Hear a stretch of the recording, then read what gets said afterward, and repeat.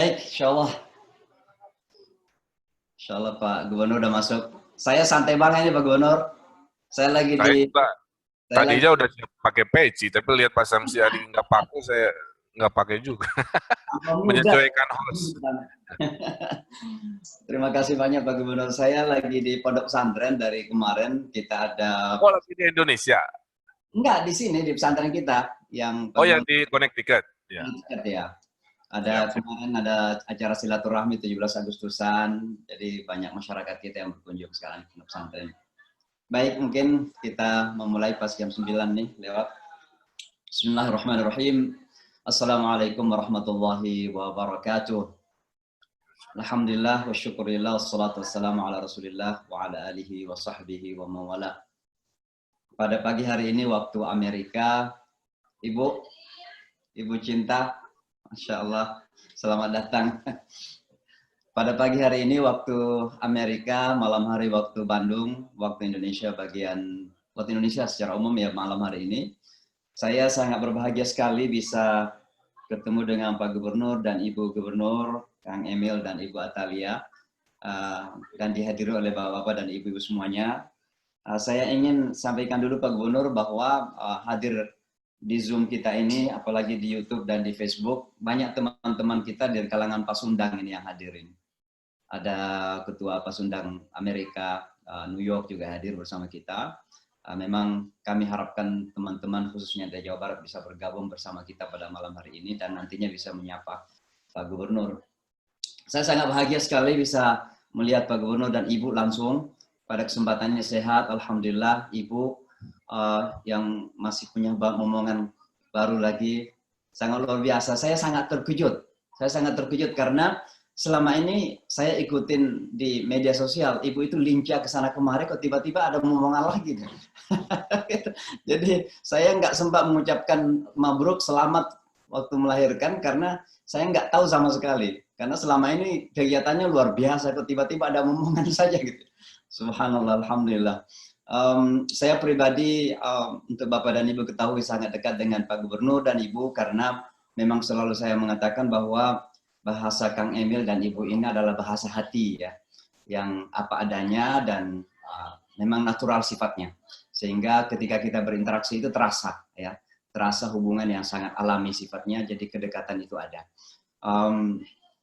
Alhamdulillah ketika beliau baru terpilih menjadi gubernur, saya sempat di Indonesia dan sempat ke Bandung dan beliau langsung menawarkan untuk membantu mendesain master plan pesantren kita di Amerika Serikat dan alhamdulillah sudah kita lihat hasilnya. Bagi Bapak dan Ibu yang belum tahu, Pak Gubernur ini dulu adalah New Yorker juga. Ya, pernah tinggal di Amerika beberapa tahun, di Virginia kalau tidak salah sebelum ke New York. Dan selama di New York khususnya, bersama-sama kami menjadi pengurus di masjid. Ya, bahkan kami bersama-sama waktu itu menerbitkan sebuah majalah namanya Majalah Al-Hikmah. Ya. Hanya memang Pak Gubernur ini sangat pendiam orangnya, ya, sangat dalam arti berpikir dan rasa gitu, tapi pendiam nih. Jadi tidak terlalu banyak kenal waktu pertama kali dulu di New York gitu. Alhamdulillah Allah Subhanahu wa taala mengatur kehidupan manusia. Beliau kemudian melanjutkan kuliah di California dan setelah itu pulang balik. Ya di tahun 2015 kalau tidak salah ya Pak Gubernur, waktu itu saya ketemu teman saya Anies Mata ya di sekitar Umpat. Lalu kemudian Pak Gubernur ada di sampingnya Anies Mata waktu itu.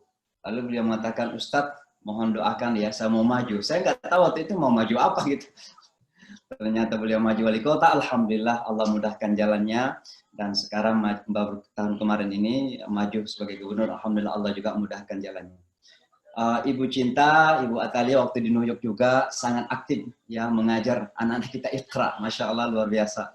Dan anak pertama beliau itu lahir di Elmhurst Hospital. Ya, Elmhurst Hospital ini salah satu rumah sakit yang menjadi epicenter corona kemarin. Ya bahkan dalam satu hari itu bisa ratusan yang meninggal dunia di Elmhurst Hospital kemarin itu. Alhamdulillah anak pertama beliau lahir di situ. Jadi pada pagi hari ini, waktu New York, sungguh sebuah kebahagiaan kita bisa ketemu dengan beliau. Dan sekali lagi Allah berikan karunia, amanah kepada beliau. Amanah ini bukan sekedar kekuasaan, bukan sekedar jabatan, tapi bagi beliau adalah pengabdian. Dalam bahasa agama kita adalah peribadatan, ibadah kepada Allah Subhanahu Wa Taala. beliau adalah, saya mengistilahkannya, beliau adalah orang yang sukses di politik, tapi beliau bukan politisi. Saya kira harus kita ekspresikan seperti itu. Semoga Allah menjaga dan senantiasa dan juga menambah bahkan. Nah, kalau kita bersyukur, insya Allah akan menambah. Pak Gubernur, biasanya kita mulai dengan begini. Pada setiap manusia itu ada X faktor ya di dalam kehidupannya. Nanti Ibu juga bisa menyampaikan kepada kami supaya menjadi motivasi. Kalau saya misalnya selalu menyampaikan kepada teman-teman bahwa orang yang paling berpengaruh dalam hidup saya ini adalah ibu saya. Karena waktu saya kecil dulu nakal Pak Gubernur, ibu saya selalu berkelahi waktu di SD. Nah, jadi suatu ketika ibu saya ini menangis karena pulang dari sekolah, saya bengkak muka saya karena berkelahi dengan teman-teman. Akhirnya ibu saya mengatakan begini, mudah-mudahan kamu bisa berubah. Dan ini yang selalu terngiang sampai sekarang, bahwa rupanya kata-kata seorang ibu ini itu doa tanpa disengaja. Dan itulah yang menjawabkan barangkali kenapa saya dilempar masuk ke dalam sebuah penjara suci namanya pesantren. Dan alhamdulillah selesai di pesantren dan hingga kini bisa beraudiens dengan Pak Gubernur. Nah, kalau saya ingin bertanya kepada Pak Gubernur, Kang Emil dan Ibu, kira-kira X faktor yang dominan ini sampai sekarang alhamdulillah bisa menjadi seorang Gubernur Jawa Barat, provinsi dengan penduduk terbesar di Indonesia. Kira-kira siapa ya? Ya. Assalamualaikum warahmatullahi wabarakatuh. Pak Imam Samsi Ali dan seluruh yang hadir, dadah-dadah kepada semuanya. Assalamualaikum, alhamdulillah. Ada Pak Iip, juga Pak Kiai Haji Iip Hidayat hadir, dan lain. Saya senang malam ini, mudah-mudahan nggak ngomongin COVID ya. Sudah 5 bulan isinya COVID, mimpi buruk pun COVID udah 4 kali Pak Imam Samsi Ali. Nah, kalau ngomong rileks begini, sisi-sisi lain saya bisa saya sampaikan dengan hati bahagia lah. Nah, Bapak Ibu yang saya hormati, saya ke Pak Samsi Ali ini selalu dalam batin saya, beliau adalah guru saya. Ya, guru itu bisa hadir secara fisik, bisa jauh, tapi kehadirannya selalu menenangkan. Jadi kalau ngobrol dengan Pak Imam Samsi Ali, hati saya selalu tenang, karena beliau ini salah satu yang paling hafal betul siapa saya, ya. Di tengah carut-marut politik yang terbelah, ya, yang menyebabkan orang menafsir-nafsir, melabel-label yang sebenarnya karena mereka tidak paham. Maka kalau ada hal-hal, saya ingat Pak Samsi selalu meluruskan, karena memang itu apa adanya terhadap fitnah-fitnah.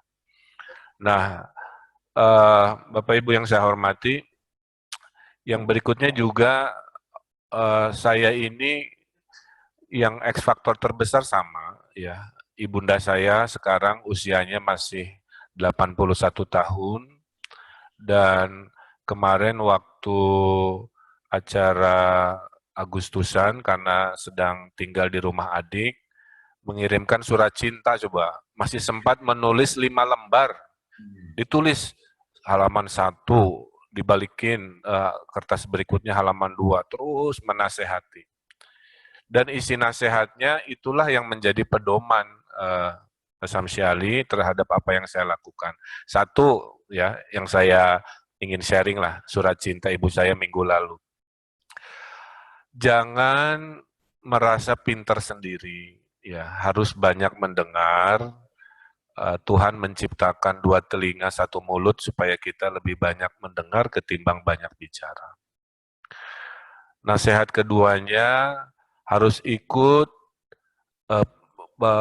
akhlak dan watak Rasulullah, ya. Jadi katanya wajahnya harus selalu marahmai. Marahmai itu bahasa Sunda, artinya bersinar. Nah, gara-gara nasihat ibu itu, walaupun 5 bulan COVID ini krisis, saya harus tampil terlihat segar, kan begitu ya. Dibantu oleh krim siang malam milik istri lah. Jadi menerjemahkan maksud ibu saya. Kemudian lisan harus dijaga. Nah, ini juga nasihat mengingatkan Pak Samsi Ali betapa pemimpin yang lisannya kasar, yang lisannya tidak terjaga, itu menimbulkan dinamika, menimbulkan huru-hara. Maka saya betul-betul kalau mau menyampaikan hal-hal itu saya pikir mendalam supaya kalimat yang keluar tidak salah tafsir. Ya. Kemudian ibu saya mengingatkan juga bahwa Hawirunas anfa'uhum linas, ya, dimanapun ditempatkan, ibu itu tidak menitipkan ambisi. Bagi dia, mau saya wali kota, mau saya gubernur, bagi beliau, saya tetap anaknya. Yang kalau ketemu, pertanyaannya hanya dua, kalau keanakan, udah makan belum? Satu. Kedua, udah sholat belum? Jadi, tiap ketemu dengan ibu saya, dimanapun pertanyaannya selalu dua, khas seorang ibu yang menginginkan anaknya selamat dunia akhirat, kan begitu. Dan juga termasuk perpolitikan, ibu saya hanya bisa mendoakan bahwa jalani saja takdir itu, kira-kira begitu. Ya, pada saat Allah menakdirkan sekarang gubernur, berilah yang terbaik, ya, kira-kira begitu. Poin berikutnya dari surat cinta ibu saya adalah ihsan, ya. Jadi apapun yang kamu lakukan, Allah selalu menyertai dan sangat dekat. Selama kita taat syariat, Imam Syamsi Ali, jangan terlalu khawatir menurut ibu saya terhadap omongan manusia.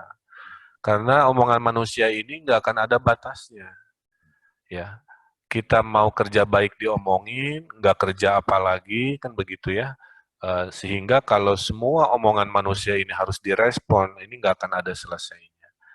Nah, beliau menguatkan bahwa pekerjaan menyenangkan semua orang itu adalah pekerjaan yang mustahil. Ya. Apalagi selama COVID ini mengajarkan saya harus mengambil keputusan-keputusan pahit yang orang banyak tidak suka, tapi batin saya sedih, harus saya ambil keputusan membatasi sekolah misalkan, ya. Yang protes kan banyak orang tua, tapi batin saya mengatakan ada situasi-situasi yang belum memungkinkan.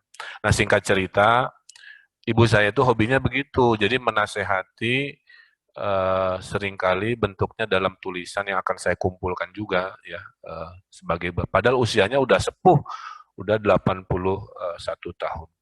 Nah, bekal itulah yang menyelamatkan, karena saya baca sebuah syariat, mungkin Pak Imam Syamsi Ali bisa menguatkan, katanya doa orang tua itu adalah alat yang mengamankan keselamatan anaknya selama di dunia. Jadi kepada Bapak Ibu yang punya anak, memang jangan pernah tidak berdoa setiap hari untuk anak-anaknya, karena itu menjadi tameng dari tipu muslihat dunia, dari kemudorotan dan lain sebagainya. Sehingga saya selalu menyadari, Pak Imam Syamsi Ali, bahwa sampai malam ini Allah banyak memberikan, mungkin lebih di atas 90% hidup saya ini selalu beruntung, ya. Jadi menang wali kota juga keberuntungan, menjadi gubernur juga ada faktor keberuntungan. Salah satu gurauan ibu saya itu begini, kamu itu sukses kalau ada ruang kosong. Saya agak bingung ya menerjemahkan maksudnya. Tapi akhirnya beliau menegaskan, yaitu contohnya wali kota jadi karena yang incumbent-nya sudah 2 periode, ruangnya kosong. Kemudian gubernur juga sama, kamu jadi gubernur karena ruangnya kosong. Karena Pak Aher sudah 2 periode, kira-kira begitulah. Nah, kedepannya saya nggak tahu apakah kalimat ibu saya juga punya makna yang lebih luas, tapi ibu saya mengingatkan di surat Ali Imran 26-27, Uzubillahi minasyaitonirrajim, Kulillahumma malikal mulki, tuti mulka mang tasya, wa tanzi'ul mulka mimman tasya, wa tu'izzu man tasya, wa tudillu man tasya biyadihal khair, innaka ala kulli syai'in qadir. Itu ayat Pak Imam Syamsi Ali selalu saya pegang untuk menunjukkan saya ini jangan macam-macam. Allah bisa kasih, Allah bisa cabut, atau kita berkuasa kita dihinakan, atau yang terbaik adalah sambil kita mendapatkan kekuasaan, kita dimuliakan. Ya. Nah, ini ayat ini selalu bikin merinding, membuat saya melihat, maaf ya, 2 wali kota meninggal dunia karena COVID. Ini kan salah satu terjemahan dari ayat ini. Pada saat sedang berkuasa, Allah cabut. Ya. Ada orang yang sedang berkuasa dihinakan, diejek dan sebagainya. Jadi batin pilihan ayat dari ibu saya ini yang selalu menyertai apa yang saya lakukan. Nah, terakhir nasihat ibu saya mengingatkan selalu dengan yang namanya ibu hanya bisa ngasih duit, kira-kira begitu. Itu selalu diulang-ulang, ya, duit 1 juta. Itu adalah istilah orang Sunda bikin singkatan. Duit itu D-nya doa, U-nya usaha, I-nya ikhtiar, T-nya tawakal. Sejutanya apa? Sabar, jujur, dan takwa, kira-kira begitulah. Tapi intinya, bekal ibu kepada anaknya adalah duit 1 juta, yang sebenarnya semua adalah syariat-syariat agama. Jangan jauh dari agama, sabar, doa, usaha, ikhtiar, tawakal, dan seterusnya. Nah, kira-kira itu, dan saya kira saya beruntung pasti punya 2 ibu, karena ibu Cinta, ibu kandungnya juga masih ada, dan alhamdulillah menjadi penyeimbang, ya. Jadi saya merasa hidup ini begitu berwarna. Kebetulan terakhir kami memang mengasuh anak yatim piatu. Mudah-mudahan, karena saya juga punya cita-cita ingin anak saya kayak Pak Imam Samsi Ali. Ini saya terus terang aja di malam ini. Saya punya cita-cita anak saya jadi Kiai Haji, kira-kira gitulah. Makanya setiap malam saya berdoa, mudah-mudahan Kiai Haji Arkana Aidan Misbah, nah, itu nama si bayi itu, Allah kabulkan oleh sebuah cara sehingga mendakwahkan Islam di era zaman keemasan Indonesia 2045 itu si bayi itu. Doa dari kami. Dan mudah-mudahan bisa bertemu juga nanti dengan Imam Samsi Ali. Nah, terakhir dari saya, dari pertanyaan pertama, saya itu tidak berubah, Pak Imam Samsi Ali. Jangan melihat, oh seorang Ridwan Kamil berubah. Enggak, yang membedakan hanya jadwal lebih sibuk, Pak. Ya. Jadwal lebih sibuk, orang yang minta ketemu dulu Pak Aher setahun sekitar 7.000, ya. Menurut catatan di kesekretariatan, saya 30.000 surat masuk ingin ketemu. Itu dari sisi audiensi aja. Jadi saya mencoba apa adanya. Saya dengan Bu Cinta ini, kalau lagi lapar naik sepeda kaki 5 gitu kan, ke warung. Nah itu hal-hal kecil itu saya nggak mau hilang, ya. Dinikmati aja. Makanya saya gubernur minimalis, kalau pergi-pergi pendampingnya sedikit aja, ya. Nah hal-hal itu menunjukkan supaya kalau kami nanti tidak punya jabatan lagi, kami tidak ada post power syndrome, tidak ada hal-hal yang membuat kami stres, kami akan kembali, karena dimanapun Allah takdirkan panggung saya berkehidupan, saya mah ingin bermanfaat dan memberikan yang terbaik. Dulu jadi arsitek, ingin jadi yang terbaik, alhamdulillah. Jadi wali kota juga sama, jadi gubernur juga sama. Nah, kira-kira itu. Dan ada hal yang kadang-kadang kami tidak pahami. Waktu saya di New York, nggak ada cita-cita jadi wali kota. Nggak ada boro-boro sekarang tiba-tiba jadi gubernur, nggak ada. Karena cita-cita formalnya sudah terpenuhi menjadi arsitek. Ya, jadi hidup itu begitu misteri lah kira-kira gitu ya bagi sebagian orang termasuk saya. Allah belokkan takdir saya dari yang tadinya matematis ya, terukur, tiba-tiba belok ke ruang yang dinamis yang tidak terukur.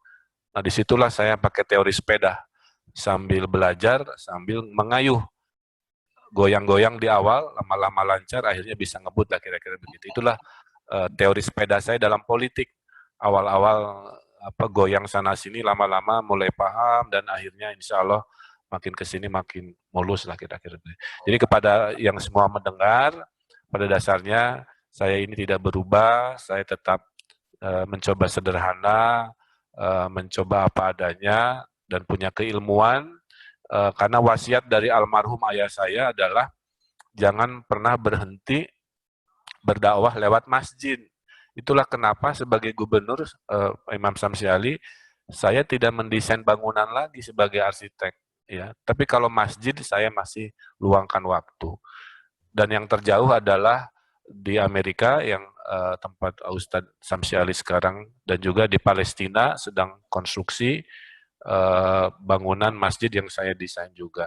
Jadi saya merasa kalau saya sudah tidak ada, minimal infrastruktur dakwah itulah yang menjadi sumbangan saya pada dakwah keislaman. Kalau sekarang sumbangan saya dua, berdakwah Islam melalui kekuasaan, kedua tetap berdakwah Islam melalui infrastruktur dakwah ya, yang mudah-mudahan ya seperti Hagia Sophia atau apalah, orangnya udah nggak ada tapi bangunannya tetap bermakna dalam pendakwahan Islam melalui arsitektur. Mungkin itu sedikit pengantar terkait X faktor yang begitu banyak mempengaruhi hidup saya. Makanya saya suka sedih kalau ada anak jauh dari ibu. Menurut saya ada dimensi yang luar biasa hilang kalau anak itu jauh dari seorang ibu. Alhamdulillah, merinding mendengarnya. Ya, jadi memang wajar kalau dalam Al-Quran itu orang tua selalu disandingkan dengan Allah. Karena demikian dekatnya doa seorang orang tua, apalagi seorang ibu tentunya. Karena ibu itu kalau berbicara, insya Allah berbicara dari hati yang pendalam, karena ibu yang punya rahim. Ya, kata orang Amerika, behind every great man there is a great woman. Tapi kita di Indonesia melihat ibu cinta ini bukan di belakang loh, di samping. Maka saya mengganti behind itu beside gitu ya.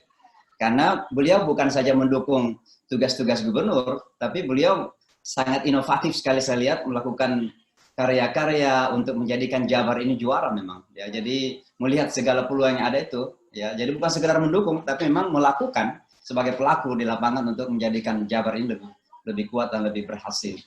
Nah, Ibu Cinta, ya, Pak Gubernur ini orang ganteng loh, masih muda, ganteng, berhasil ya.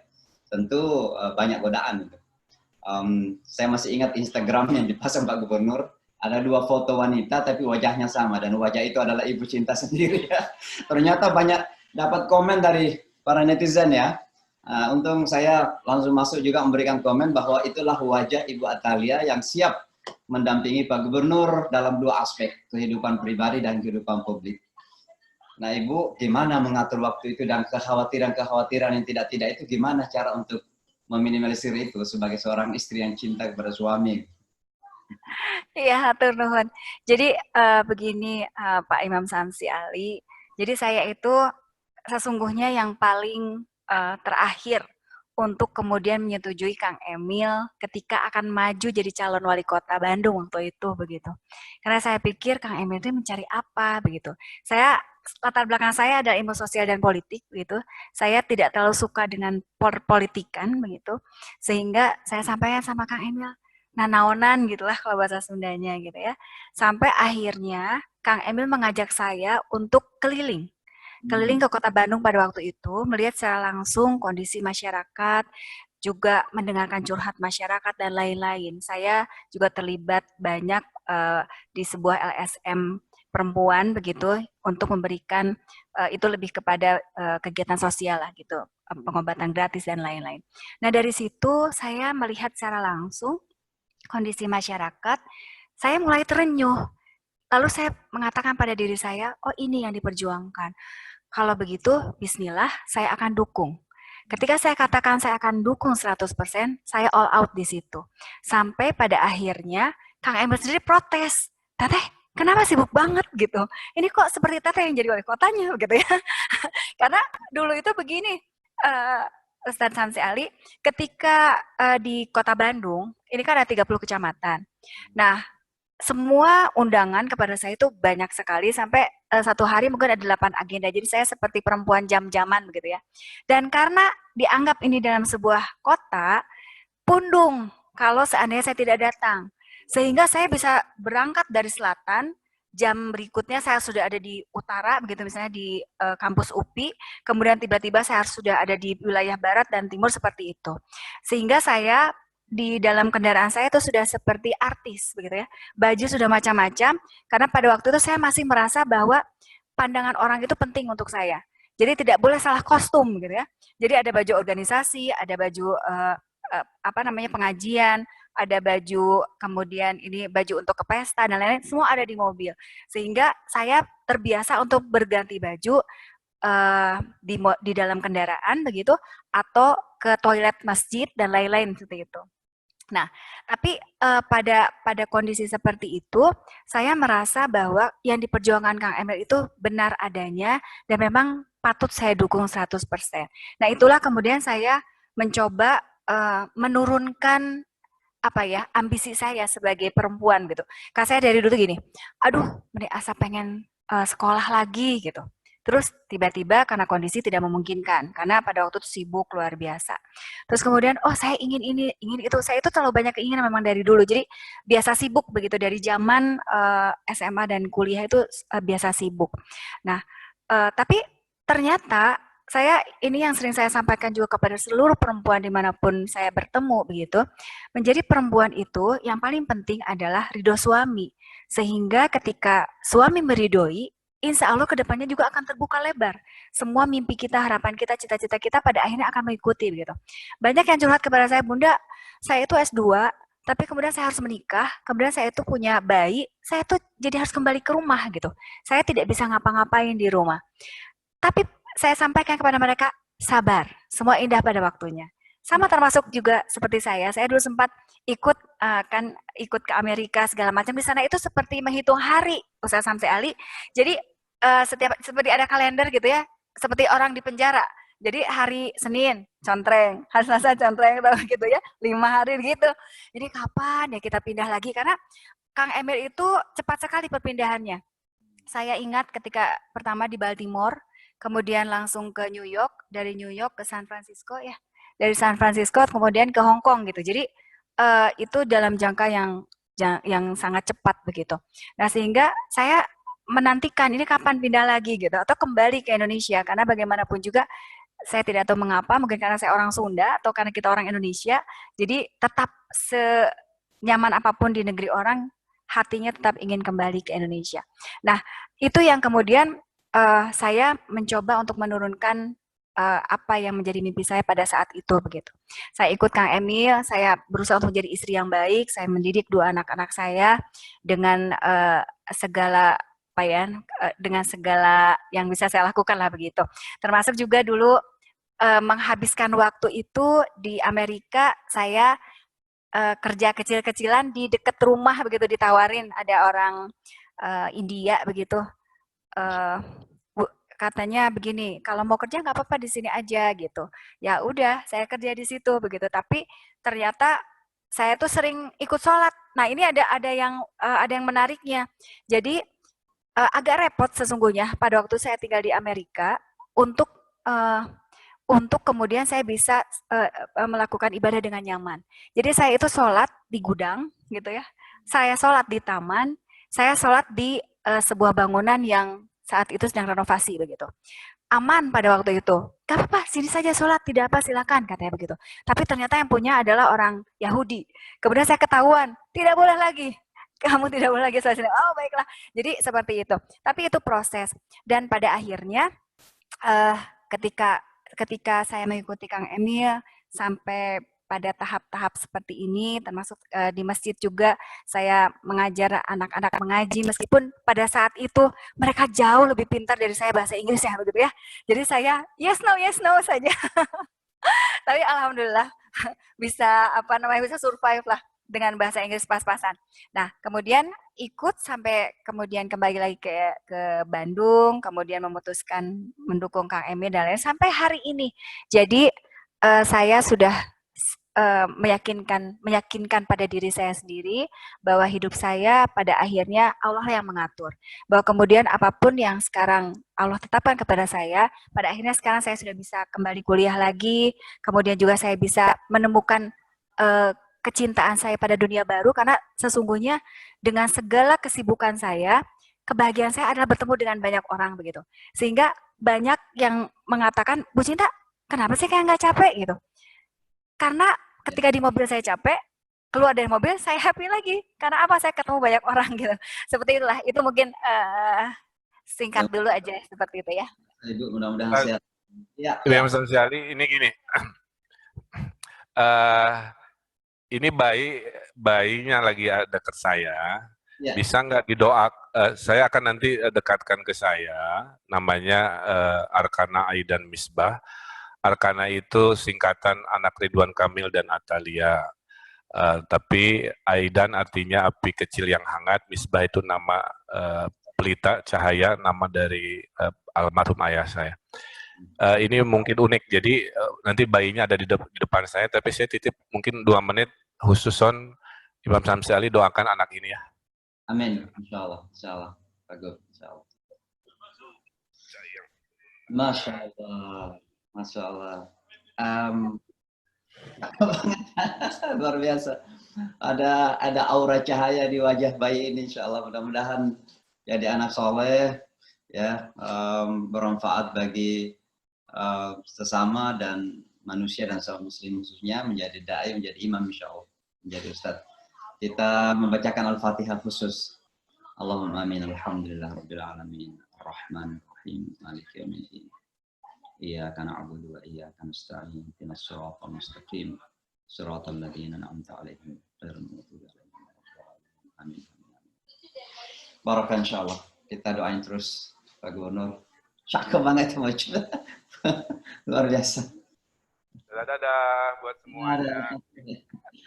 Saya sebenarnya tidak ingin seperti Pak Gubernur tadi sampaikan, jangan bicara yang serius-serius ya, kan Pak Gubernur sudah sangat serius menangani masalah COVID ini. Tapi satu hal yang kecil saja Pak Gub, kalau nggak salah beberapa waktu lalu sempat menyebutkan bahwa di Jawa Barat itu akan diproduksi vaksin. Itu sampai di mana sekarang? Ya, berita baik lah ya, bahwa 5 bulan ini mudah-mudahan ada sebuah ending harapan. Dan saya melihat dan saya belajar bahwa salah satu tugas pemimpin adalah memberikan harapan. Maka saya sampaikan, ya, setiap minggu saya update, saya sampaikan bahwa vaksin sudah datang, tapi masih harus dites, kira-kira begitu sesuai prosedur. Nah, hari-hari ini kita tahu bahwa masalah di kita ini sering terjadi provokasi dari orang-orang yang tidak paham, ya. Guru saya mengajarkan dalam situasi seperti ini ada 4 kelompok manusia. Ada orang paham dan dia tahu dia paham, kan kira-kira begitu. Ya. Ada orang paham tapi dia menebarkan keresahan. Ya. Yang ketiga adalah orang awam yang belajar pada orang paham. Dan yang keempat adalah orang awam yang merasa lebih paham dari orang paham. Nah, COVID ini mengajarkan banyak sekali tipe yang keempat. Semua merasa lebih pintar dari dokter, dari apa, dan sebagainya. Ya, provokasi mungkin Imam Samsi Ali sampaikan.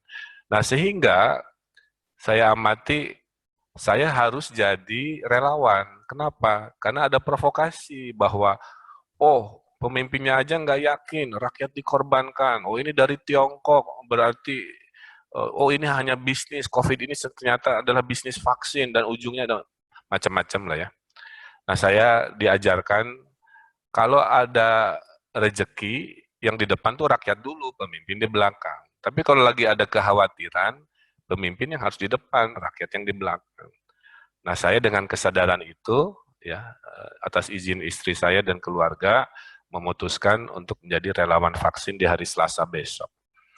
Nah, jadi kalau berhasil, Imam Samsi Ali, maka saya menjadi testimoni bahwa ini berhasil, yakinlah dengan apa yang saya sampaikan karena saya melalui proses itu.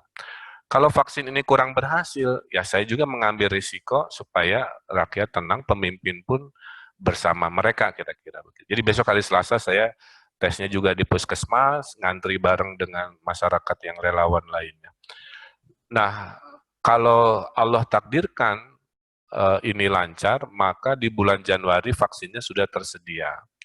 Sehingga saya berdoa betul, mohon doanya dari semua ya yang hadir di sini, agar dilancarkan tes ketiga ini, agar vaksinnya cocok untuk genetika orang Indonesia. Ya, karena beda-beda responnya, kira-kira begitu. Kalau ternyata cocok buat orang Sunda, orang Jawa, orang Indonesia, maka bisa diproduksi berjuta-juta di bulan Januari. Sehingga Januari semua bisa mendapatkan, dan insya Allah menurut teori ilmiahnya, maka kehidupan bisa jauh lebih normal lagi seperti sedia kala karena di dalam tubuh kita ada imunitas ya. Karena COVID ini kan dua, bagi orang sakit dikasih obat, yang obatnya juga masih belum jelas ya. Orang sehat dikasih vaksin. Jadi vaksin ini adalah penguat penaik imunitas kepada kita semua.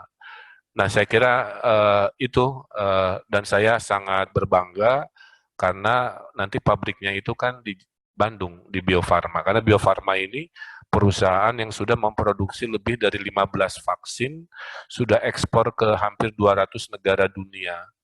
Dan dengan Sinovac yang dari Tiongkok itu mereka partneran udah belasan tahun. Jadi sebenarnya temenan. Jadi waktu ada isu COVID, ya antar teman saling ngasih tahu, jadi itulah kenapa mereka lebih cepat dan sudah melakukan tes ke-1 keduanya di negara masing-masing. Bukan berarti dari negara lain tidak ada, vaksin Korea ada, Inggris ada, tapi mereka belum selesai tes ke-1, tes kedua. Ibaratnya Imam Samsi Ali kalau kita lagi perang, ini musuh udah dekat, saya mau nembak, ya pakai senjata aman aja, nggak usah nanya-nanya, ini senjata buatan mana, kita tunggu dulu senjata dari yang lain, padahal datang yang kapan entah kan. Nah, itu prinsip dalam krisis, kami harus ambil keputusan yang rasional, yang masuk akal, dan tadi terlalu tidak semua orang bisa memahami. Dari saya belajar selama COVID ini, kesabaran harus luar biasa, apapun yang diputuskan tidak bisa menyenangkan semua orang. Alhamdulillah, tentu harapan kita Pak Gubernur mudah-mudahan isu-isu yang seperti COVID-19 ini saya kira masyarakat kita tentunya dan mereka yang memegang amanah dari Allah tidak perlu dipolitisir lah. Karena ini yang terjadi di Amerika.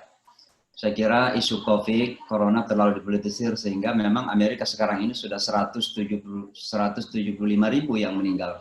Hingga tadi malam saya cek, 5 juta lebih kasus dan entah kenapa, padahal Amerika negara yang seharusnya superpower ya. Tapi karena memang ada permasalahan leadership yang sekarang memang terlalu dipolitisir, sehingga isu corona ini tadinya dianggap alat politik Partai Demokrat, sehingga Presiden Donald Trump yang Republikan merasa bahwa ini sesuatu yang hanya politisasi saja. Sehingga ini yang terjadi kemudian. Mudah-mudahan di negara kita tercinta tidak perlu seperti itulah. Kita ambil secara serius karena ini masalah hidup dan mati, dan ini adalah kepentingan bangsa dan masyarakat kita. Saya tentu ikut bangga Pak Gubernur, mudah-mudahan Jawa Barat bisa memproduksi segera ini. Kalau Rusia sudah mengumumkan, Amerika sudah bergaung di mana-mana, tentu kita perlu menggaungkan ini bahwa insya Allah Jawa Barat dan Indonesia sudah akan memproduksi juga. Dan bisa, kalau perlu kita ekspor keluar juga. Saya tidak ingin berat-berat, tapi saya ada pertanyaan sebenarnya yang saya tidak ingin sampaikan karena Pak Gubernur tadi sudah mengalir jangan terlalu berat-berat. Ini banyak pertanyaan, mangga silahkan dimoderasi aja oleh Imam Samsi Ali. Baik. Saya akan berikan kesempatan dulu kepada Pak Ketua Pasundan ini New York mau menyapa ini, Pak Mukmin Karma, beliau dari Majalengka ini kelihatannya. Mukmin, apa sih nama akunnya Pak Mukmin? Supaya saya bisa unmute. Gak apa-apa dulu, saya persilakan kepada Pak Aryas Rahadian, silakan. Ada pertanyaan? Pak Aryas, silakan di-unmute. Ya. Iya, terima kasih Ustadz Imam Samsi. Assalamualaikum warahmatullahi wabarakatuh. Waalaikumsalam warahmatullahi wabarakatuh. Alhamdulillah ini pertemuan yang kesekian kali di Zoom meeting dengan Ustadz Imam Samsi Ali. Kali ini alhamdulillah saya juga bisa bertemu melalui Zoom meeting ini dengan Pak Ridwan Kamil, Gubernur Jawa Barat. Saya dari Tangerang, dulu sih memang masuk Jawa Barat, cuman kan sekarang sudah menjadi Provinsi Banten. Kalau saya juga sekedar improve saja, saya alumni Fakultas Hukum Unpad. Kalau tidak salah, ayahanda Pak Gubernur dulu juga pengajar atau dosen yang sudah senior di Fakultas Hukum Universitas Pajajaran. Almarhum ya Pak Gubernur, almarhum Pak Aceh Misbah. Kalau nggak salah saya juga pernah diajar sama beliau. Dan saya sedikit membaca literatur beliau almarhum Ayahanda Pak Ridwan Kamil adalah dari memang lingkungan kiai pesantren di Jawa Barat ya Pak Ustadz. Jadi saya baca sedikit ya di Zoom meeting sebelumnya ini bahwa Pak Gubernur Pak Ridwan Kamil Akang dulu pernah ke Amerika itu, apakah memang dalam rangka ingin meneruskan studi atau bagaimana sehingga sempat dikatakan apa ya, jobless atau New Yorker ya, atau luntang-lantung di sana sekian lama. Kalau kemudian akhirnya alhamdulillah perjalanan seperti sekarang ini Pak Ridwan menjadi gubernur. Kemudian saya ingin tahu kira-kira dulu waktu Akang ke Amerika itu punya rencana apa sebenarnya waktu ke sana itu, ke depannya ingin bagaimana, apakah memang hanya ingin memperdalam sesuai dengan bidang studi Akang sebagai insinyur, ingin memperdalam bidang arsitektur atau bagaimana? Kedua, sekarang kaitan dengan Akang sebagai gubernur, apakah Akang ini sependapat apa lebih pas dibilang politisi atau lebih pas dibilang sebagai abdi atau pelayan masyarakat? Atau mungkin dua-duanya seperti sisi mata uang, dua sisi mata uang yang tidak bisa dipisahkan. Kenapa saya berkata begini? Kalau memang politisi berarti kan dia tidak bisa lepas dari amanat atau pesan dari partai yang mendukung dan memenangkan seseorang menjadi pejabat negara. Kalau itu memang spiritnya yang dibawa oleh partai pendukung ini adalah spirit memihak atau membela kita sebagai umat Islam, oke, itu sangat memuluskan cita-cita untuk membesarkan umat Islam untuk banyak berkiprah di dalam dunia apapun, di bidang apapun di Indonesia. Itu saja yang sedikit yang perlu saya, ya bukan perlu ya, yang ingin saya coba tanyakan kepada beliau. Terima kasih sebelumnya. Billahi taufik wal hidayah. Assalamualaikum warahmatullahi wabarakatuh. Assalamualaikum warahmatullahi wabarakatuh. Langsung aja Pak Gub. Ya, jadi Mas Aris dan yang lainnya, ayah saya itu almarhum adalah dosen Fakultas Hukum di Universitas Pajajaran, alumni Fakultas Hukum Pajajaran. Kalau ibu saya dan ayah saya itu lahirnya di Subang. Kalau ibu saya adalah orang Tasikmalaya, turunan dari Panjalu, kemudian hijrah ke Bandung, sekolah di ITB. Jadi ibu saya ITB angkatan 59. Kemudian ayah ibu saya itu aktivis HMI, jadi berjodohnya itu di markas HMI Bandung, kira-kira begitu. Jadi saya ini anak biologisnya HMI. Kalau tidak ada HMI, tidak ada perjodohan dan saya tidak lahir lah, kira-kira begitu. Nah, dari pihak ayah, kakek saya itu adalah seorang kiai, namanya Kiai Haji Muhyiddin, sampai sekarang mewariskan kepada kami 8 pesantren. Pesantrennya itu dinamai Pagelaran. Jadi Pagelaran 1, 2, 3, 4, 5, 6, 7, 8. Ya. Fokusnya ada di tafsir, ya, pesantren tafsir, dan kakek saya juga pujangga, suka berpantun, nadom, ya, berdakwah menggunakan 4 baris kalimat berirama, tapi dalam bahasa Sunda. Nah, itu dari kakek saya. Kakek saya juga dulu, Imam Samsi Ali adalah Panglima Hizbullah. Jadi zaman kemerdekaan, sebelum banyak TNI, tentara, kiai santri lah yang membela. Jadi kalau ada yang menihilkan perjuangan kiai, pesantren dalam lahirnya republik, saya pasti sangat kecewa karena saya adalah bagian dari sejarah itu.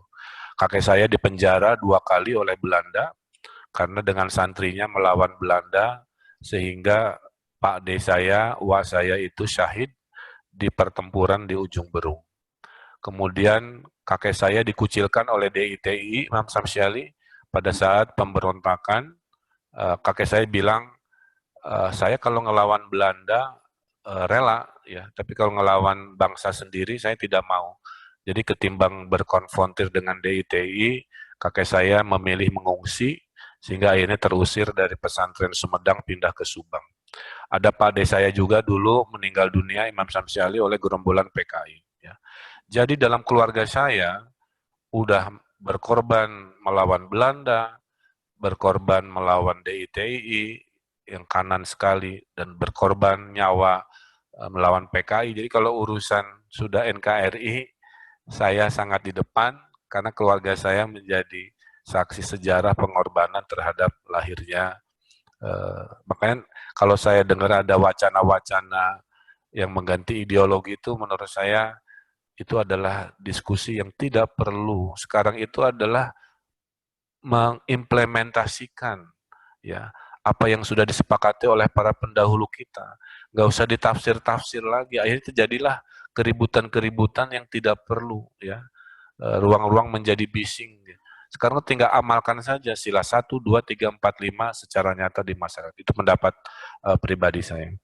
Nah, waktu saya ke Amerika itu ditugaskan oleh ITB.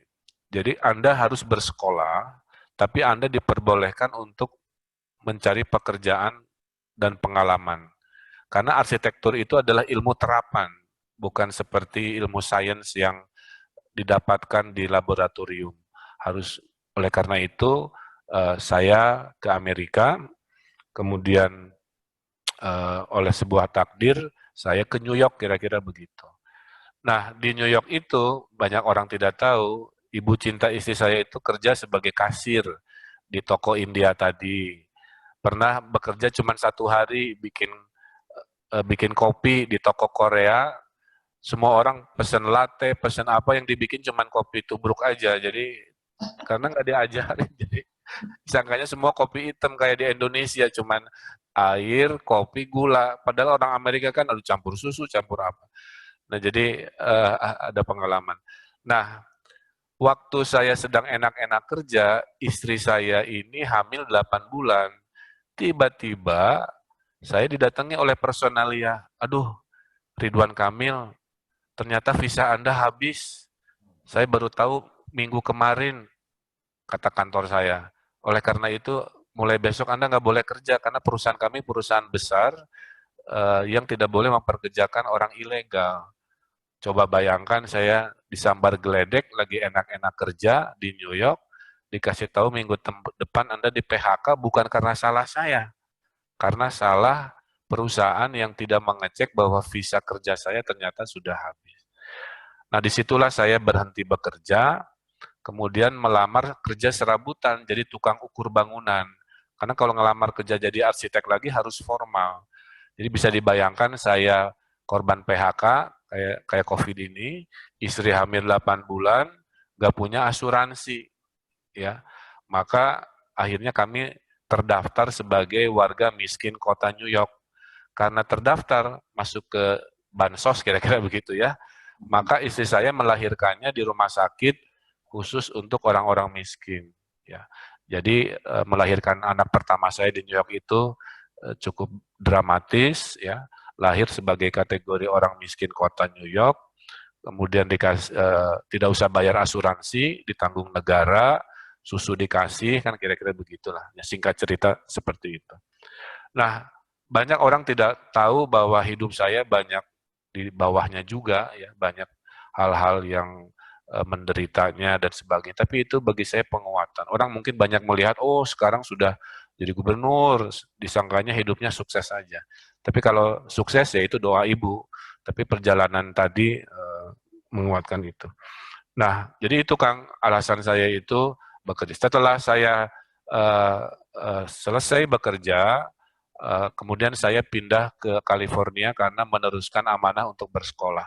Maka saya alhamdulillah bersekolah di UC Berkeley, itu ternyata saya baru tahu itu universitas terbaik di dunia, 10 besar lah, 10 besar universitas terbaik dunia namanya UC Berkeley. Jadi saya bangga, di sana pun saya dapat beasiswa, tapi beasiswanya hanya bebas uang kuliah, sehingga nggak bisa bawa istri. Maka waktu saya kuliah, Imam Samsi, anak istri saya yang baru lahir itu pulang, tidak ikut. Jadi saya sekolah sendirian, sambil rindu ke anak istri yang di Indonesia lah, kira-kira begitu. Nah, setelah itu berproses, saya masuk ke dunia profesional, kemudian pindah ke Hong Kong, pulang ke Indonesia, dan akhirnya masuk ke politik. Nah, tadi ada pertanyaan, pada dasarnya saya susah ya memilah-milah, karena dengan judul gubernur, Anda ini makhluk politik. Ya. Di enggak-enggak juga, Anda mendapatkan posisinya itu dengan kompetisi politik. Maka kalau sudah berkompetisi politik, Anda dikategorikan sebagai politisi. Hanya politisi ini ada yang jalurnya independen seperti saya, sampai hari ini saya, Pak Anies, Bu Khofifah, adalah gubernur yang bukan anggota partai, kan kira-kira begitu. Tapi tetap dihitungnya sebagai politisi. Ada yang politisi memang rutenya sebagai kader partai, seperti yang tadi disampaikan. Nah, karena politisinya di eksekutif, karena politisi itu terbagi dua, ada eksekutif, ada legislatif, Mas Aris. Di posisi politisi yang eksekutif, maka pelayan rakyat itu tiap hari, maka 24 jam. Maka saya tugasnya sekarang adalah membuat rasa aman nyaman kepada warga, kemudian membawa perubahan dengan semangat. Bedanya saya punya genre inovasi, karena saya arsitek dilatih untuk memberikan solusi-solusi terhadap permasalahan. Nah, itulah yang saya lakukan. Selama ini saya nikmati apa yang saya dapatkan sebagai takdirnya. Mudah-mudahan saya bisa memberikan yang terbaik melalui jabatan. Dan tadi ada yang bertanya juga, contohnya Imam Samsi Ali, saya melalui dakwah kekuasaan, saya bikin satu desa, satu hafiz Quran, alhamdulillah sudah 1.300 desa diberi beasiswa, sekarang punya penghafal Quran. Dengan tanda tangan saya bikin program English for Ulama, ya, mengirim ulama-ulama Jawa Barat memfasihkan bahasa Inggris, dakwah ke Eropa, mudah-mudahan bisa ke Amerika juga. Kita dengan tanda tangan saya berdakwah kredit di masjid, sehingga orang bisa punya pinjaman tanpa bunga, asal rajin ke masjid. Kita ada program sudah 1000-an lebih pesantren, satu pesantren satu produk, ya, dakwah digital dan lain sebagainya. Nah, itu sedikit contoh. Walaupun tupoksinya sebenarnya nggak ada, Imam Samsi Ali. Tapi ibu saya mengajarkan begini, ini mungkin menutup pertanyaan, bahwa Emil, salah satu dari surat ya, surat cinta ibu saya, Emil, nanti kalau kamu sudah tiada, kamu akan dihisab. Dan kamu tidak akan dihisab berapa jalan, berapa taman, berapa jembatan. Kamu akan dihisab apakah masyarakatmu dalam kekuasaanmu ada dalam ridho Allah atau jauh dari ridho Allah. Nah, itu kadang-kadang suka bikin merinding. Jadi dengan kalimat ibu saya itu, saya mendakwahkan kekuasaan saya dengan cara yang baik. Walaupun dalam undang-undangnya tidak ada. Itu bukan kewenangan saya, urusan agama itu adalah urusan Kemenag, urusan Kementerian Agama. Tapi gubernur mengambil inisiatif dan saya meyakini sebagai pemimpin muslim, saya punya kewajiban memperkuat dakwah dan ukhuwah Islamiyah, dan ada yang memotivasi saya bahwa dakwah terbesar sebenarnya melalui kekuasaan. Kalau berada dalam genggaman pemimpin yang adil. Jadi saya mohon doanya mudah-mudahan selalu masuk kategori pemimpin yang adil. Saya kira itu, Mas Aris. Silakan yang lainnya. Ya Rabbal Alamin. Terima kasih Pak Gubernur. Memang hadis saya kira jelas, kullukum ra'in wa kullukum mas'ulun an ra'iyati. Semua kamu adalah penggembala dan kamu pasti akan ditanya tentang gembalaan. Ya, tentu bagaimana keadaan masyarakat, yang terpenting ada ikhtiar. Dan luar biasa usaha Pak Gubernur dengan salat subuh, dengan ngaji setelah maghrib itu saya dengar dulu di Bandung. Dan juga usaha untuk go internasional para ulama dengan program English for Ulama ini sangat luar biasa. Saya kira Pak Mukmin sekarang akan menyapa, beliau adalah ketua masyarakat Pasundan di Amerika. Silakan Pak Mukmin, udah unmute ya. Assalamualaikum warahmatullahi wabarakatuh. Pak Gubernur, Ibu Gubernur, Wilujeng Wangi. Abdi Mukmin Karma, orang Majalengka di Curug, Pak. Di dia abdi gaduh istri orang Bandung, gaduh putra opat. Tinggal di negara bagian Dani, mana? Andri, Asri, sareng Afan. Alhamdulillah, mungkin salah satunya bersangkutan dengan major Bapak gitu di arsitektur. Dani sekarang dia tugas di NYPD. Oh, jadi polisi. Kemudian Andri, insya Allah, mungkin terlaksana dia di dalam di kedokteran. Dia tugas di Flushing Hospital. Terus yang ketiga itu Asri, dia di bidang arsitektur, dia sedang ngambil masternya di Virginia. Actually baru tadi malam berangkat ke Virginia lagi. Kalau Afan itu tentara di Marine. Insya Allah dia akan meneruskan jadi di military lawyer, law school-nya. Nah, Pak Gubernur, di sini kita punya grup Pasundan. Tadinya cuma 5-6 orang, tapi sekarang alhamdulillah sudah sampai 60 atau 70 keluarga ya, kira 70-an. Dan kita purchase itu tanah wakaf untuk siapapun yang tidak mampu beli tanah kubur maksudnya gitu. Asal kita punya uang untuk biaya penguburannya aja, Pak Gubernur gitu. Dan sementara ini kemarin sudah kita punya 60 lubang dan hampir kepakai 10 dengan tanah itu. Ada yang kemarin malah ada yang homeless, kita siap kuburkan gitu. Itu mohon doa dari Pak Gubernur, dari Ibu Gubernur, dari semua yang ada di online sekarang. Nah, yang ketiganya itu saya mau tanyakan Pak Haji, Pak Gubernur, ini saya kebetulan orang Majalengka, jadi banyak sekali pertanyaan orang dari Jawa, daerah sekitarnya Cirebon, Indramayu, Tasik atau Bandung atau daerah Subang, karena kebetulan itu ada Bandara Kertajati di Majalengka, banyak sekali orang usulan bagaimana katanya kalau ada pesawat langsung dari New York ke Doha Singapura atau Doha langsung ke Kertajati, jadi tidak usah melalui lagi Jakarta gitu.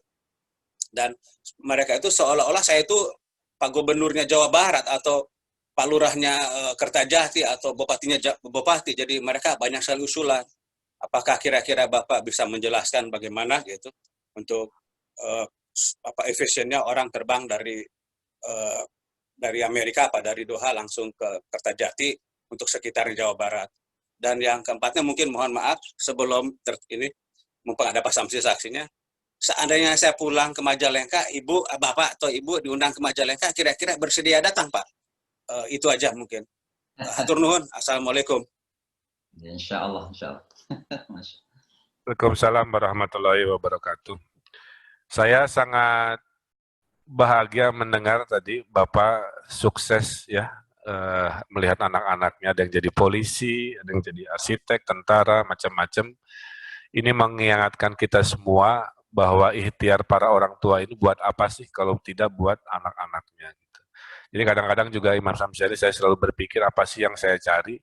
Salah satunya ya sebenarnya ingin hidup ini bahagia. Ya, bahagia itu mendapatkan keseimbangan lah untuk semua dimensi.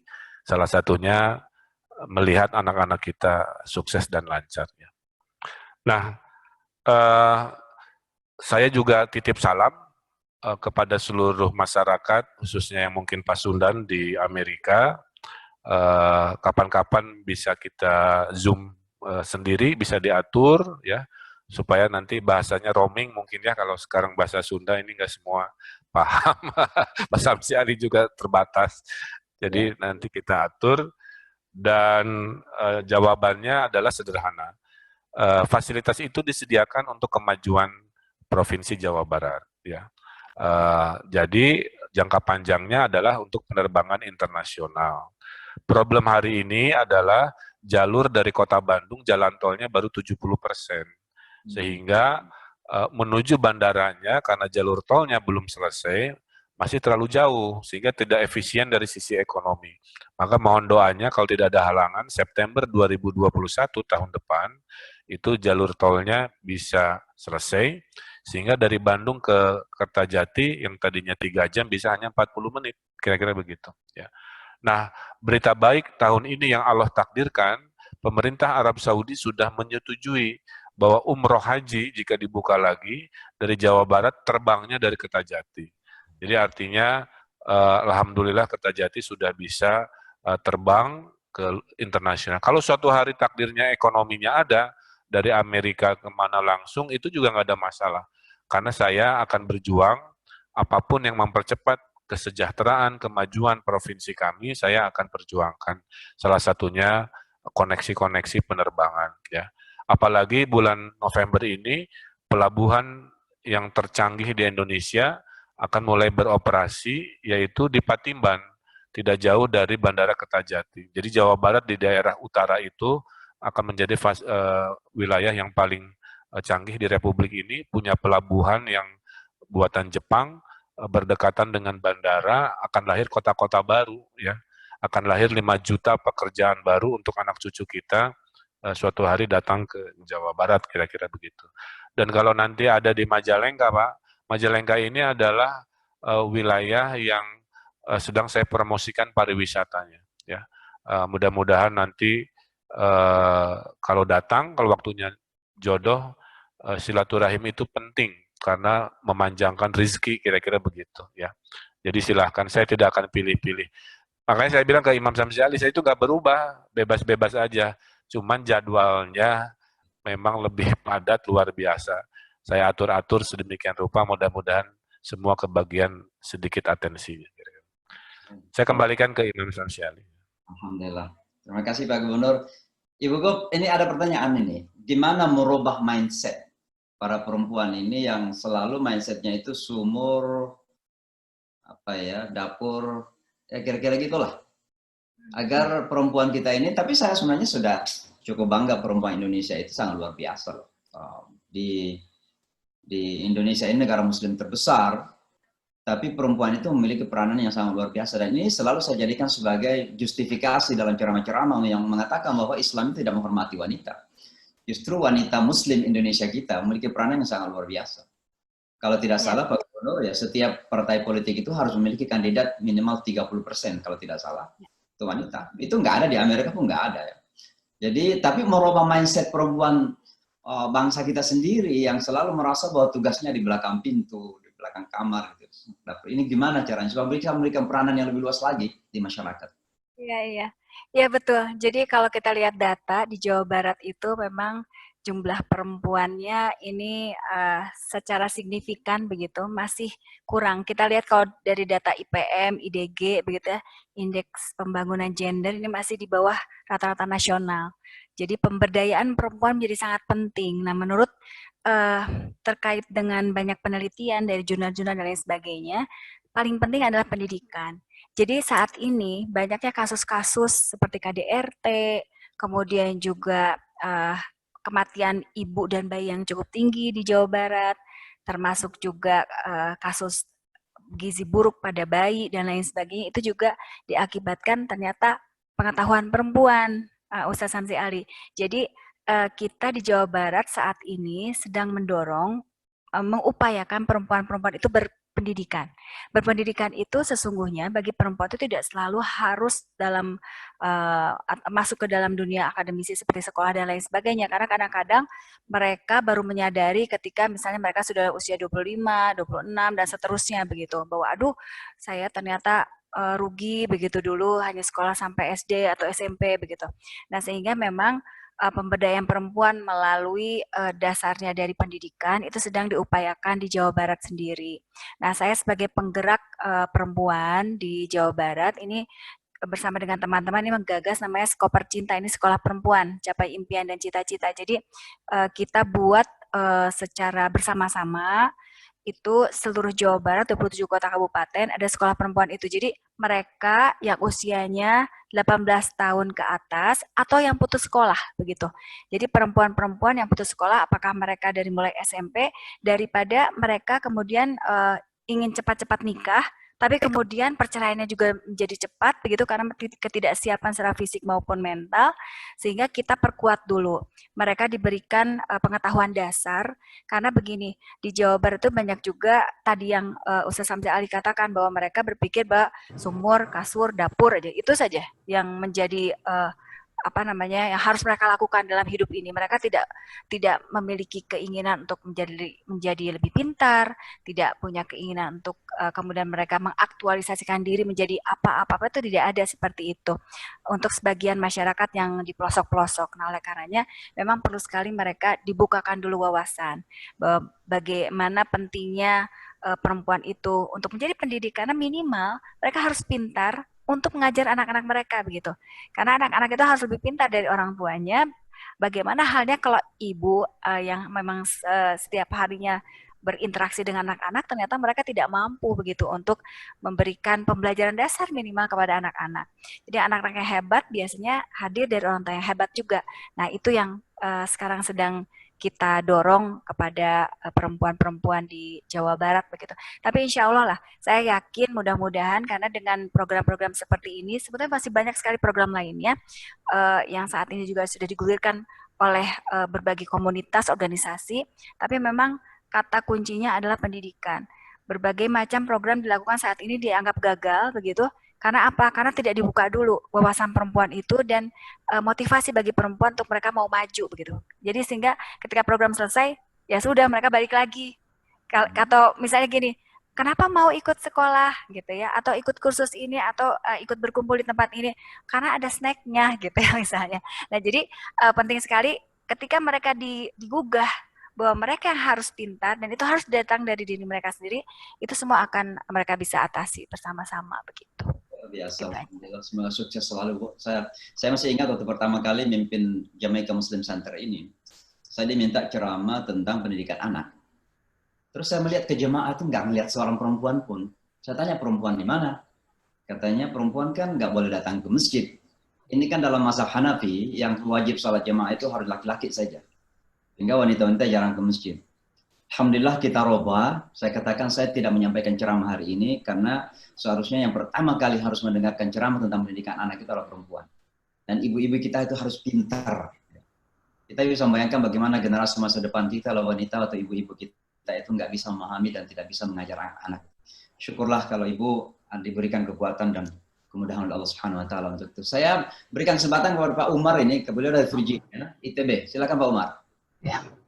Assalamualaikum warahmatullahi wabarakatuh. Terima kasih Pak Syamsi. Saya di Amerika di sini dari tahun 78. Jadi kebetulan baru-baru ini terbentuk kelompok alumni ITB di Amerika Utara. Tapi karena saya itu yang paling sepuh, saya itu tahunya juga belakangan, jadi baru masuk. Makanya saya tambahin ITB NE di belakangnya itu, ITB North America. Karena kebetulan juga ini alumni ITB dan pernah di Amerika Utara. Saya juga tanyakan sama grup, bagaimana ini, apakah Pak Ridwan Kamil ini bisa jadi anggota? Belum dijawab itu. Begini, waktu saya mau menjawab itu berkomen lah urusan yang Ibu Cinta mengatakan kalau sembahyang itu pernah dilarang oleh orang Yahudi dan sebagainya di sini.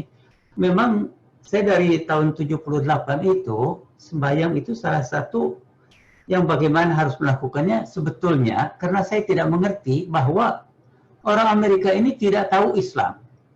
Tidak tahu bahwa ajaran Nabi Muhammad ini adalah terusan dari ajarannya Nabi Musa dan terusan dari ajarannya Nabi Isa. Tapi belakangan setelah lama sekali di sini, karena di sini itu mengambil waktu untuk sembahyang itu dijamin oleh undang-undang, tidak bisa dilarang gitu. Nah, tapi juga kita jangan terus karena begitu, kalau kita mengambil waktu time off, apakah berapa menit atau 15 menit atau apa, kita juga mengharapkan waktu itu dibayar, karena undang-undangnya nggak begitu. Berhak kita, tapi bukan terus minta dibayar sama mereka, itu juga enggak. Kita bisa bilang, saya akan tambahkan 15 menit ini yang hilang, di akhir jam misalnya. Nah, karena banyaknya ketidaktahuan mereka tentang Islam, apalagi seperti orang Yahudi, itu kalau mereka banyak mendengar dari Israel, soal Palestina teroris dan sebagainya itu, tanpa mereka itu dikasih tahu bahwa tanah Palestina itu adalah tanah milik Israel, didirikan di atas tanah Palestina dan didirikan dengan berbagai macam cara terorisme, yang antaranya itu ada yang namanya Haganah, itu organisasinya, lalu ada lagi yang lainnya itu yang saya sekarang lupa itu, tapi menjadi tentara Israel. Mereka melakukan banyak sekali kekejaman, di antaranya mendatangi desa-desa Palestina jam 2 pagi begitu, mengeluarkan penduduknya, lalu yang lakinya disuruh baris, dipotong lehernya di depan anak istrinya sampai orang Palestinanya pada menyingkir. Banyak Yahudi ini tidak tahu. Nah, jadi tapi lama-lama itu saya bahkan sampai waktu dikirim ke Kuwait itu karena saya di sini konsultan di pemerintah begitu, di pemerintah federal, termasuk militer. Waktu saya dikirim ke Kuwait, ya tugasnya itu di tangsi militer di sana. Saya sembahyang di situ. Nah, begitu juga di kantor-kantor pemerintah, saya katakan saya sembahyang di sini. Nggak ditolak, tapi begitulah. Kadang-kadang kita itu menjembatani yang mereka tidak tahu, karena kita tidak tahu apa yang mereka tidak tahu. Juga mereka tidak tahu apa yang kita tidak tahu. Ya itulah kalau saya mau di situ. Terima kasih, Pak. Baik, terima kasih. Kita ini terbatas karena pasti Pak Gubernur sangat sibuk sekali, dan saya ingin di akhir ini sekitar 5 menit Pak Gubernur, saya mau lihat ke lokasi pesantren saja luar sebentar, tapi mungkin sekitar 2-3 menit lagi atau 5 menit lagi ke depan. Saya akan keluar, saya perlihatkan saja latar belakang dari lokasi pondok pesantren kita. Saya ingin terima kasih Pak Umar, itu benar. Jadi bukan karena Yahudinya tadi, jangan lagi kita menuduh karena Yahudi lalu kita dikatakan nanti anti Yahudi. Saya ini berdialog dengan masyarakat Yahudi, dan memang ketidaktahuan itu menjadi faktor utama terkadang. Saya masih ingat waktu saya ketemu dengan Rabi yang menulis buku bersama saya, namanya Rabbi Max Schneier, dan pengantarnya Presiden Bill Clinton itu. Beliau itu bahkan tidak mau salaman dengan saya, tidak mau salaman, tapi kemudian 6 bulan kemudian minta ketemu. Dan saya tanya, kenapa tidak mau salaman? Dia katakan, karena saya tidak suka Islam, dan yang kedua, I was not sure that you are Muslims. Sekarang Rabi ini tidak saja menjadi teman saya, tapi justru membela Islam di mana-mana, walaupun dia belum masuk Islam. Jadi memang faktor ketidaktahuan, itulah keberadaan kita di sini, Pak Umar, barangkali amanah dari Allah untuk memberitahu mereka. Ya. Baik, insya Allah, mungkin yang terakhir sekali ini, karena waktu, saya akan persilahkan kepada ada namanya Ana calon dokter ini. Kalau Ana calon dokter ini dari Jawa Barat, silakan unmute dirinya. Silakan.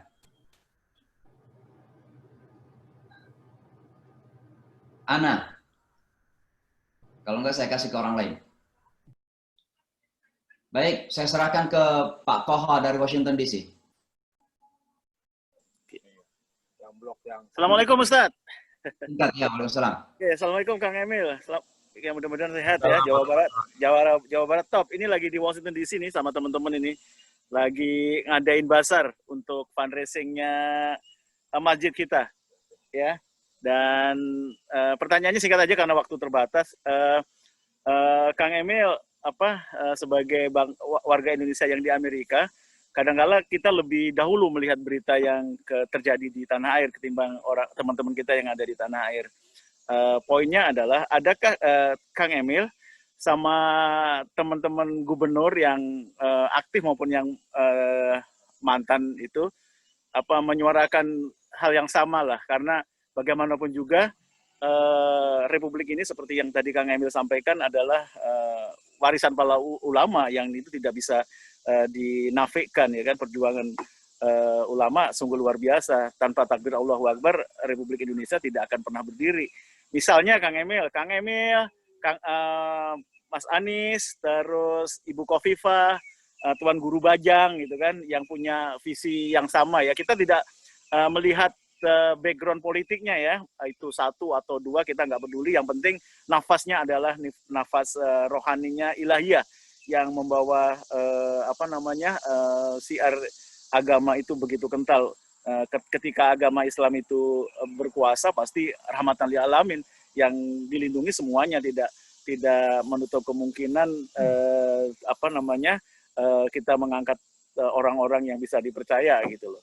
Jadi harapan kami dari teman-teman yang ada di perantauan diaspora Indonesia yang di Amerika, sementara kan dikotominya kan masih kental gitu ya. Ketika orang tampil dengan nafas yang sama, saya pikir tidak masalah gitu ya. Jadi pertanyaannya adalah komunikasi itu terjalin, Kang Emil, sehingga kedepannya wallahu alam, karena Republik ini harus berjalan terus dan kita memilih pemimpin yang visioner, cerdas, gitu, Qurani, dan itu sudah nyata ya. Mas Anies santri, Kang Emil santri, Tuan Guru Bajang santri, Ibu Khofifah santri gitu kan. Itulah harapan kami. Bahkan ada gubernur yang ada di mana tuh, di Sulawesi apa di Kalimantan yang hafid juga itu kan, yang ada di Sumatera juga, yang di Padang gitu kan. Karena kan ketika orang sudah menjadi gubernur itu kan sudah berpengalaman lah untuk kedepannya. Terima kasih Kang Emil, terima kasih Ustadz, tetap sehat selalu. Assalamualaikum warahmatullahi wabarakatuh. Saya jawab, Ustadz. Ya. Satu prinsip yang selalu saya pegang buat semuanya adalah betapa kami para pemimpin ini, bab paling sulit sebagai pemimpin adalah bab adil. Ya.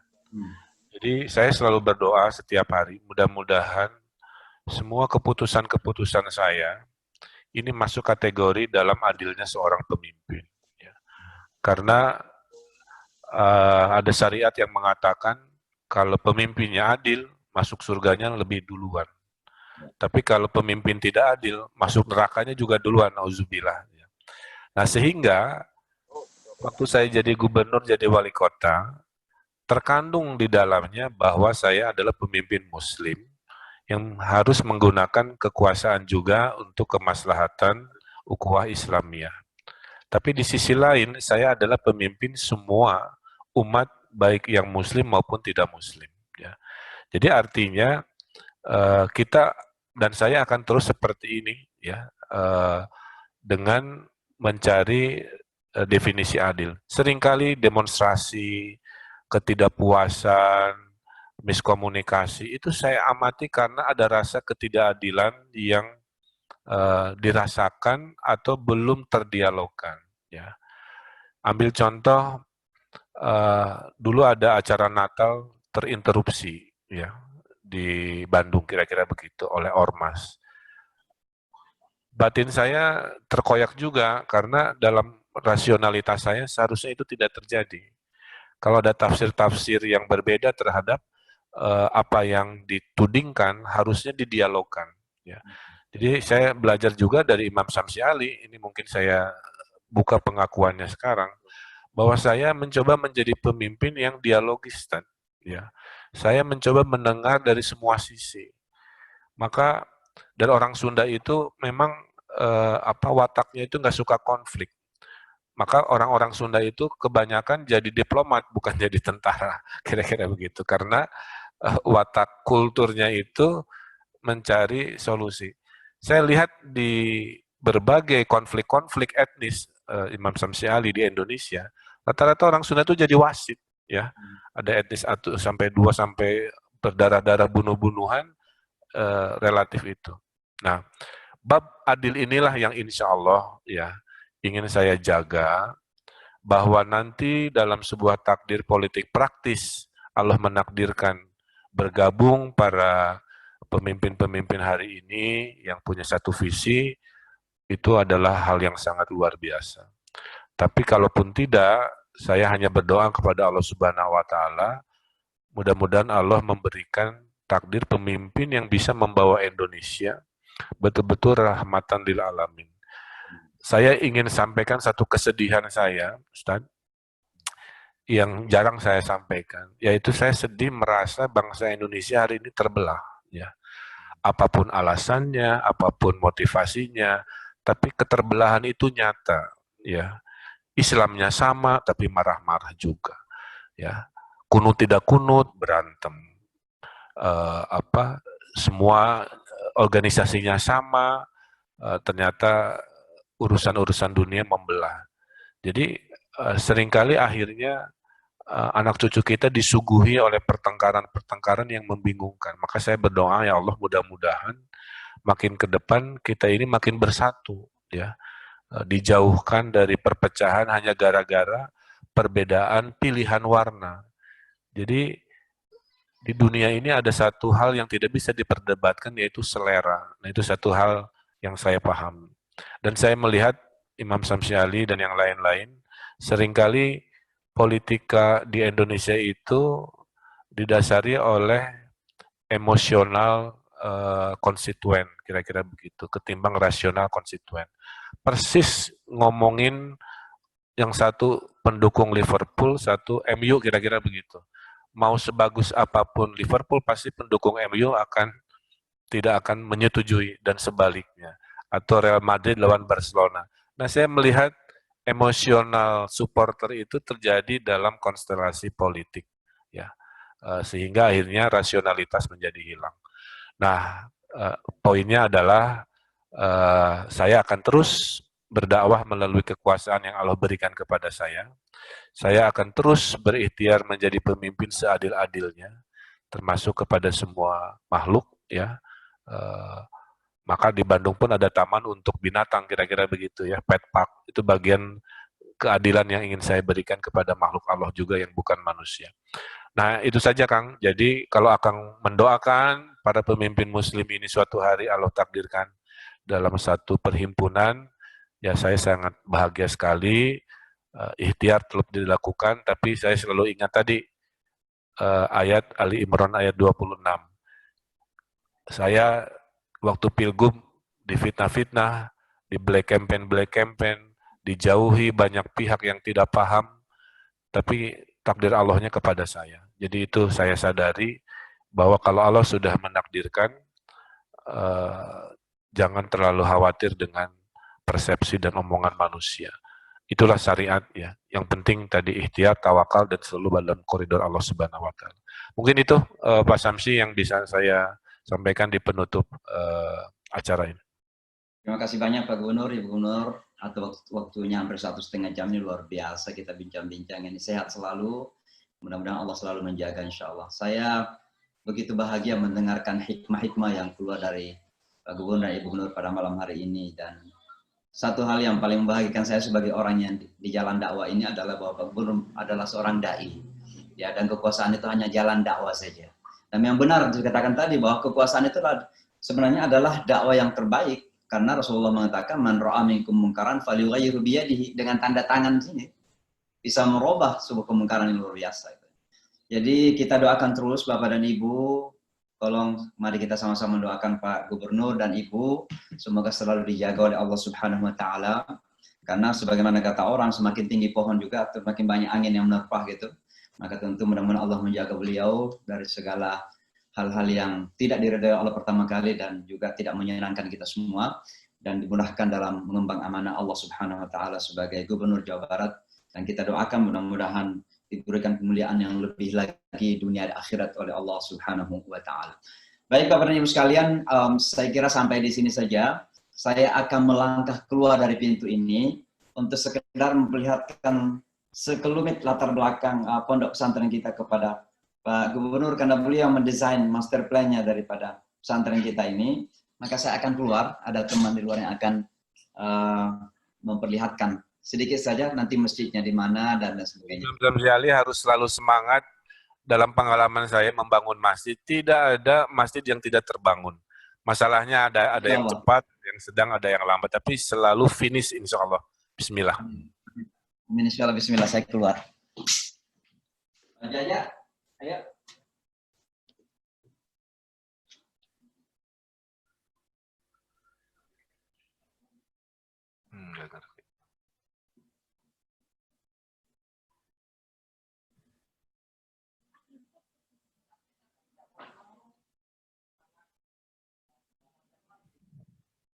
Ganti kamera. Oh.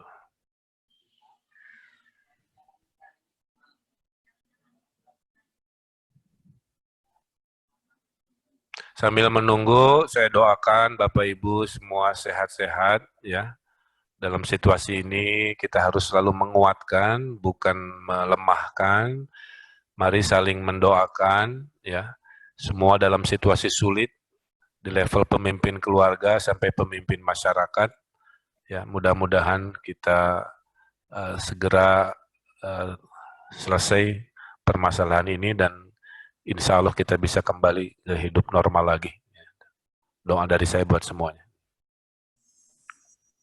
Nah itu udah Pak Imam Samsi Ali di, nah itu coba di spotlight. Tinggal di unmute. Oh ini lahannya.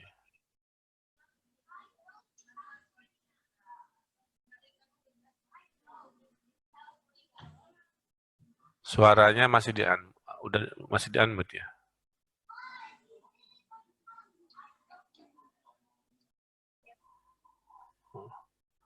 Tolong di unmute. Nah. Oke. Nah. Assalamualaikum. Waalaikumsalam warahmatullahi wabarakatuh. Oh, Tadi bisa dengar sorry. ya, alhamdulillah. Ini aja Pak Jaja. Itu di mana? Yang belakang apa? Oke. Pak Jaja saya. Nah, inilah lokasi kita Pak Gubernur. Ini jalan di luar depannya. Kemudian coba kita ambil dari sana kelihatan ke belakang. Ini teman-teman lagi banyak di pesantren sekarang ini kumpul. Muhammad 1F.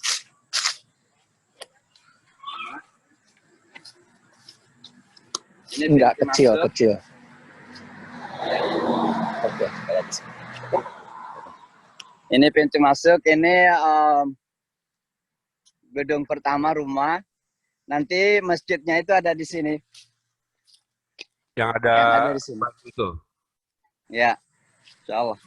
Jadi ini sampai ke belakang ini. Sebenarnya yang kita pergunakan sekarang hanya sekitar 3 hektar. Sekitar 4,5 hektar itu masih hutan ke belakang. Di tengah hutan ada danau kecil. Kemudian rencananya ada peternakan dan mudah-mudahan bisa kecilan. Tapi intinya di sini ada beberapa gedung yang sesuai dengan master plan ya Pak Gubernur. Amin. Hijau luas. Ini kita sudah mulai manfaatkan insya Allah. Masjidnya akan ada di sini nanti, ini telunjuk saya di bawah ini, depan. Jadi akan kita bangun masjid di sini. Lalu kemudian beberapa gedung kita akan bangun di pinggiran-pinggiran lokasi kita ini. Alhamdulillah. Mohon doanya saja dari semuanya. Komitmen dari saya lahir batin Imam Samsi Ali ya. Apapun takdir Allah, urusan jabatan, komitmen membangun pesantren, insya Allah sampai nanti di hari tua saya, insya Allah. Amin, insya Allah. Amin. Kita doakan terus Pak Gubernur, Ibu sehat selalu, dijaga oleh Allah, insya Allah. Teman-teman terima kasih banyak, sampai ketemu lagi insya Allah di Indonesia. Assalamualaikum warahmatullahi wabarakatuh. Assalamualaikum warahmatullahi wabarakatuh.